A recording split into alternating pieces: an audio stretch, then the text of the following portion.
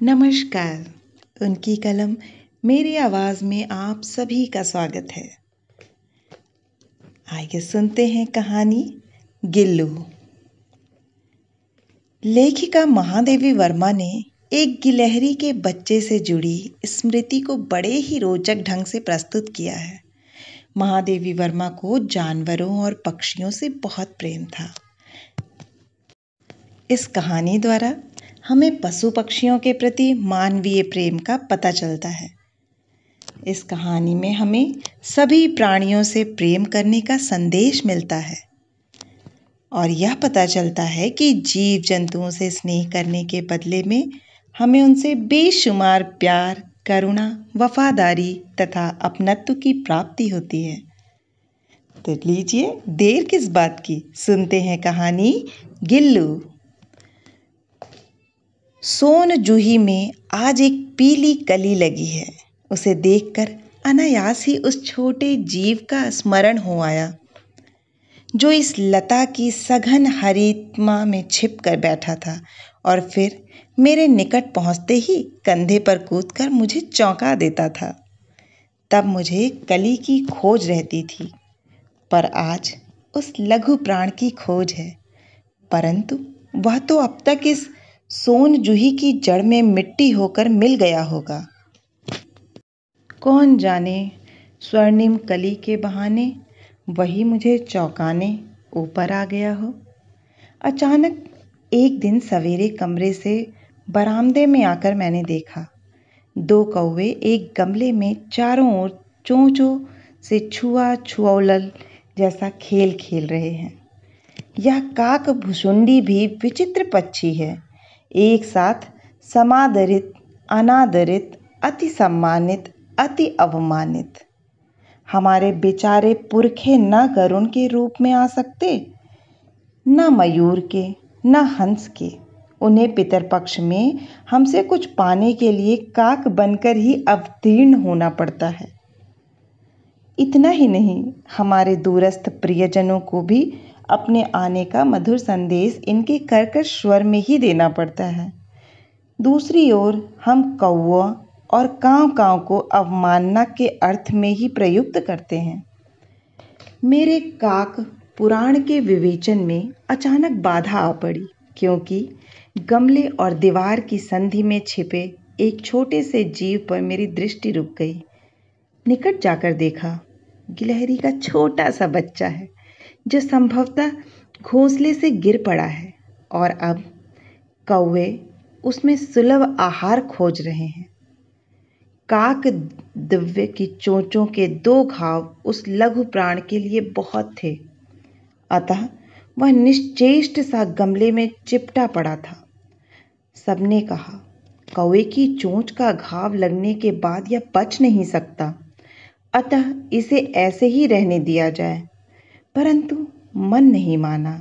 उसे हौले से उठाकर कमरे में लाई, फिर रुई से रक्त पोंछकर घावों पर पेंसिलीन का मरहम लगाया। रुई की पतली बत्ती दूध में भिगोकर जैसे तैसे उसके नन्हे से मुंह में लगाई, पर मुंह खुल न सका और दूध की बूंदें दोनों ओर लुढ़क गई। कई घंटे के उपचार के उपरांत उसके मुंह में एक बूंद पानी टपकाया जा सका।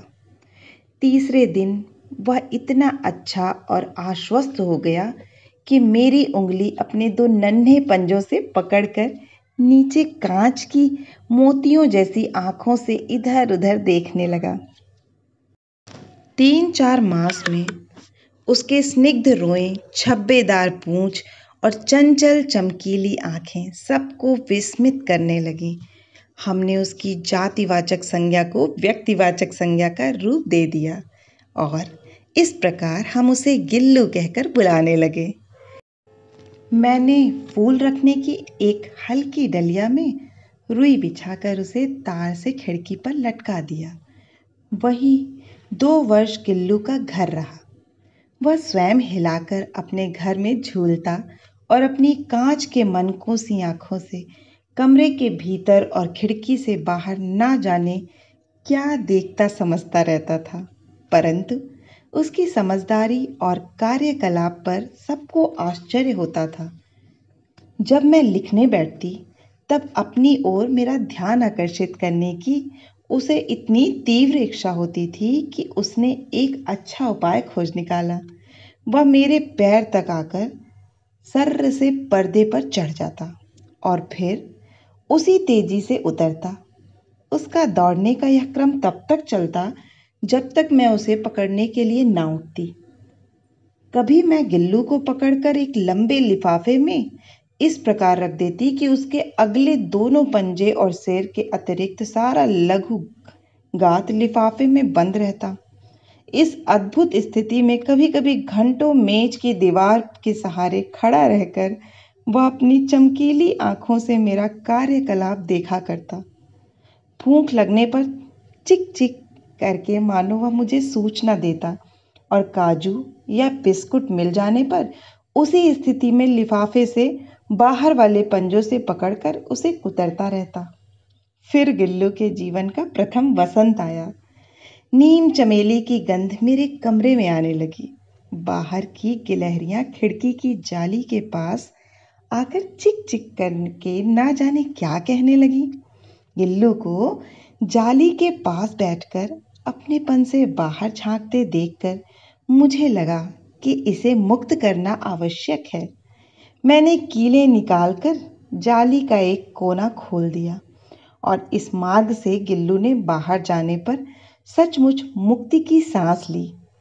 इतने छोटे से जीव को घर में पले कुत्ते बिल्लियों से बचाना भी एक समस्या ही थी। आवश्यक कागज पत्रों के कारण मेरे बाहर जाने पर कमरा बंद ही रहता है। मेरे कॉलेज से लौटने पर जैसे ही कमरा खोला गया, मैंने भीतर पैर रखा, वैसे ही गिल्लू जाली के द्वार से भीतर आकर मेरे पैर से सिर और सिर से पैर तक दौड़ने लगा। तब से यह नित्य का क्रम हो गया। मेरे कमरे से बाहर जाने पर गिल्लू भी खिड़की की खुली जाली की राह से बाहर चला जाता और दिन भर गिलहरियों के झुंड का नेता बनता। हर डाल पर उछलता कूदता रहता और ठीक 4 बजे वह खिड़की से भीतर आकर अपने झूले में झूलने लगता। मुझे चौंकाने की इच्छा उसमें ना जाने कब और कैसे उत्पन्न हो गई थी। कभी फूलदान के फूलों में छिप जाता, कभी पर्दे की चिन्नट में और कभी सोन जूही की पत्तियों में। मेरे पास बहुत से पशु पक्षी हैं और उनका मुझसे लगाव भी कम नहीं है, परंतु उनमें से किसी को मेरे साथ मेरी थाली में खाने की हिम्मत हुई हो ऐसा स्मरण नहीं आता। गिल्लू इनमें अपवाद था। मैं जैसे ही खाने के कमरे में पहुंचती, वह खिड़की से निकलकर आंगन की दीवार बरामदा पार करके मेज पर पहुंच जाता और मेरी थाली में बैठ जाना चाहता।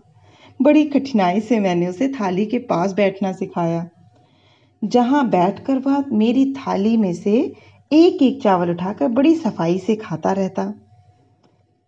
काजू उसका प्रिय खाना था और कई दिन तक काजू ना मिलने पर वह खाने की अन्य चीजें या तो लेना बंद कर देता या झूले के नीचे फेंक देता था।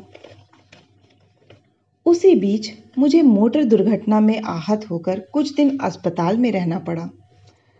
उन दिनों जब मेरे कमरे का दरवाजा खोला जाता, गिल्लू अपने झूले से उतरकर दौड़ता और फिर किसी दूसरे को देखकर उसी तेजी से अपने घोंसले में जा बैठता। सब उसे काजू दे जाते, परंतु अस्पताल से लौटकर जब मैंने उसके झूले की सफाई की तो उसमें काजू भरे मिले, जिनसे ज्ञात हुआ कि वह उन दिनों अपना प्रिय खाद्य कितना कम खाता रहा। मेरी अस्वस्थता में वह तकिए पर सिरहाने बैठकर अपने नन्हे नन्हे पंजों से मेरे सिर और बालों को इतने हौले हौले सहलाता रहता कि उसका हटना एक परिचारिका के हटने के समान लगता। गर्मियों में जब मैं दोपहर में काम करती रहती तो गिल्लू ना बाहर जाता ना अपने झूले में बैठता। उसने मेरे निकट रहने के साथ गर्मी से बचने का एक सर्वथा नया उपाय खोज निकाला था। वह मेरे पास रखी सुराही पर लेट जाता था और इस प्रकार समीप भी रहता और ठंडक में भी रहता। गिलहरियों के जीवन की अवधि 2 वर्ष से अधिक नहीं होती, अतः गिल्लू की जीवन यात्रा का अंत आ ही गया। दिन भर उसने न खाया और न बाहर गया। रात में अंत की यातना में भी वह अपने झूले से उतरकर मेरे बिस्तर पर आया और ठंडे पंजों से मेरी वही उंगली पकड़कर हाथ से चिपक गया जिसे उसने अपने बचपन की मरणासन्न स्थिति में पकड़ा था। पंजे इतने ठंडे हो रहे थे कि मैंने जाग कर हीटर जलाया और उसे उष्णता देने का प्रयत्न किया, परंतु प्रभात की प्रथम किरण के स्पर्श के साथ ही वह किसी और जीवन में जाने के लिए सो गया। उसका झूला उतार कर रख दिया गया और खिड़की की जाली बंद कर दी गई है, परंतु गिलहरियों की नई पीढ़ी जाली के उस पार चिक चिक करती ही रहती है और सोन जूही पर वसंत आता ही रहता है। सोन जूही की लता के नीचे गिल्लू को समाधि दी गई है, इसलिए भी कि उसे वह लता सबसे अधिक प्रिय थी और इसलिए भी कि उस लघु गात का किसी बासंती दिन जूही के पीलाभ छोटे फूल में खिल जाने का विश्वास मुझे संतोष देता है। आशा है कि आपको यह कहानी बहुत ही हृदय स्पर्शी लगी होगी। अगर हाँ तो इसे लाइक करना ना भूलें, इससे मुझे प्रोत्साहन मिलता है। और हाँ, आप इस चैनल पे नए हैं तो सब्सक्राइब ज़रूर करें और अपनों के साथ शेयर करें। आप सभी का सुनने के लिए बहुत बहुत धन्यवाद।